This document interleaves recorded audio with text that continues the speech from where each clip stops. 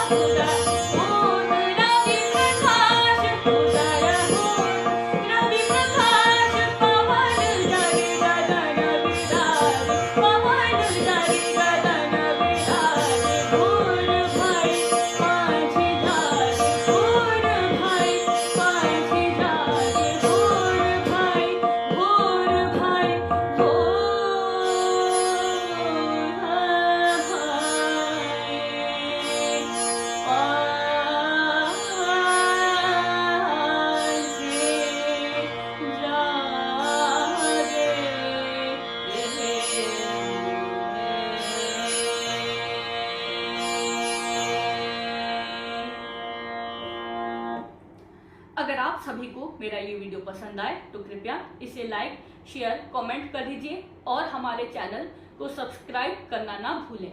और अगर आपको कोई और राग सुनना है तो प्लीज कमेंट करके जरूर बताएं। धन्यवाद।